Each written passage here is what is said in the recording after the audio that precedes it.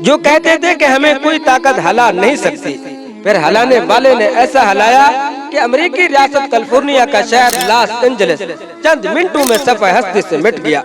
دوستو، امریکی ریاست کیلیفورنیا کے شہر لاس اینجلس میں 5 روز قبل لگنے والی آگ پر تاحال قابو نہیں پایا جا سکا۔ اب تک ہزاروں ایکڑ رقبہ جل چکا ہے۔ امریکی حکام کے مطابق کم از کم 20 افراد ہلاک اور 10,000 مکانات اور عمارتیں جل چکی ہیں، اور آگ سے متاثرہ علاقوں میں صفائی کے عمل کے دوران مزید لاشیں بھی ملنے کا خدشہ ہے۔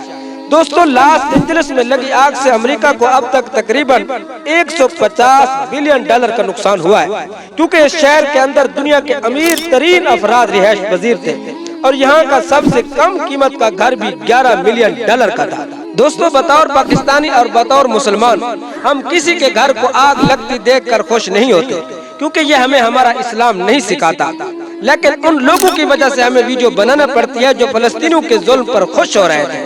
دوستو، یہ سکرین شاٹ ملاحظہ فرمائیں، یہ کسی عام بندے کے الفاظ نہیں بلکہ ہائی لیول کے امریکی اداکار جیمز ووڈز کے ہیں۔ جب غزہ پر ظلم ہو رہا تھا تو اس امریکی اداکار جیمز ووڈز نے ایک نہیں بلکہ کئی ٹویٹس کیے، جن میں بہت سی سنگ دلی، رعونت اور تکبر سے مظلوموں کی بے بسی کا مذاق اڑایا۔ ان ٹویٹس میں اس امریکی اداکار نے لکھا کہ ان سب کو مار دو، یعنی غزہ والوں کو مار دو، اور اسرائیل کو شاباش بھی دی۔ اور جب آج لاس اینجلس میں بھڑکتی آگ نے اس امریکی اداکار کے گھر کو جلایا تو یہ رو پڑا، یعنی دوسروں کے گھر جلنے پر جو خوش ہو رہا تھا آج وہ خود رو رہا ہے۔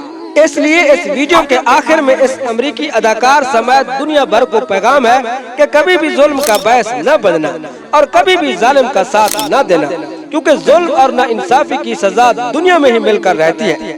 دوستو، اس ویڈیو کا اختتام اس شعر کے ساتھ کر رہا ہوں کہ کوئی تو ہے جو نظام ہستی چلا رہا ہے، وہی خدا ہے، وہی خدا ہے۔